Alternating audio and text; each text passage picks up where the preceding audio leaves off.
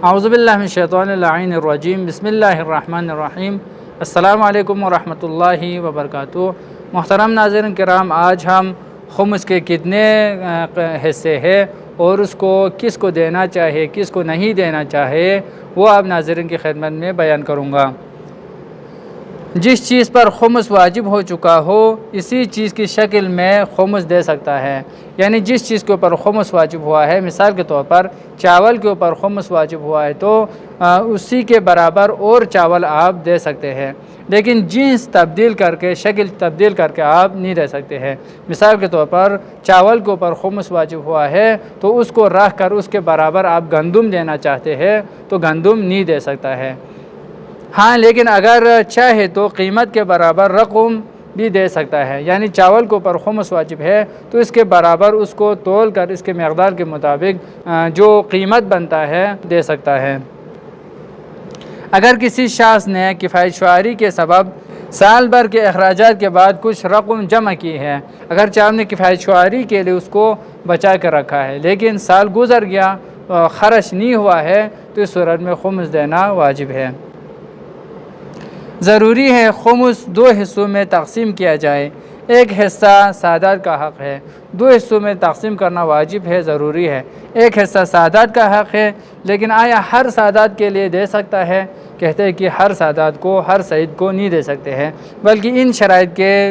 جو مالک ہیں کسی فقیر سید یا یتیم یا ابن سبیل سعید کو دیا جائے،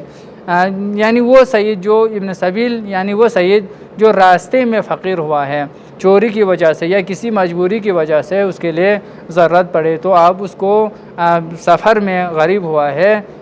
سفر میں فقیر ہوا ہے، اس کو آپ پیسہ دے سکتے ہیں، اگرچہ اس کے اپنے شہر میں تو وہ فقیر نہیں ہے، اس کے پاس مال دولت سب کچھ ہے، لیکن راستے میں مجبوری ہے تو آپ اس کو دے سکتے ہیں۔ اور جو سید شیعہ اثنا عشری ہے اس کو خمس دے سکتا ہے۔ ایت اللہ سیستانی دامت اللہ علیہ فرماتے ہیں اگر وہ شیعہ اثنا عشری نہیں ہے، 12 اماموں کے اوپر عقیدہ رکھنے والے نہیں ہیں تو ان کو خمس نہیں دے سکتے ہیں۔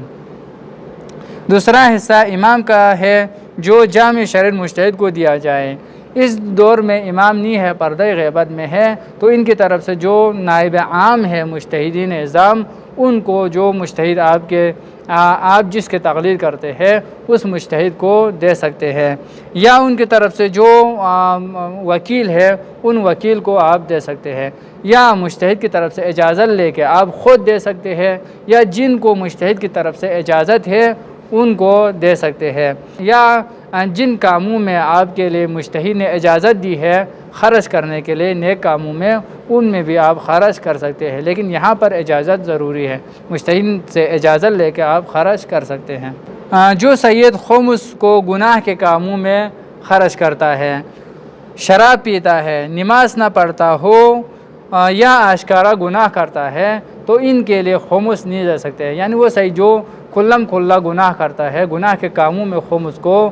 خرچ کرتا ہے، بے نمازی ہے تو اس طرح کے گناہگار سید کو خمس نہیں دے سکتے ہیں، اگرچہ وہ فقیر بھی ہو پھر بھی آپ اس کو خمس نہیں دے سکتے ہیں، لیکن ہاں اگر وہ عادل نہیں ہے تو عادل ثابت نہیں ہے تو اس صورت میں کوئی اشکال نہیں ہے، آپ دے سکتے ہیں، لیکن وہ اگر کھلا گناہ کرتا ہو تو اس صورت میں آپ اس کو نہیں دے سکتا ہے۔ اللہم صلی علی محمد و آل محمد، والسلام ورحمۃ اللہ وبرکاتہ۔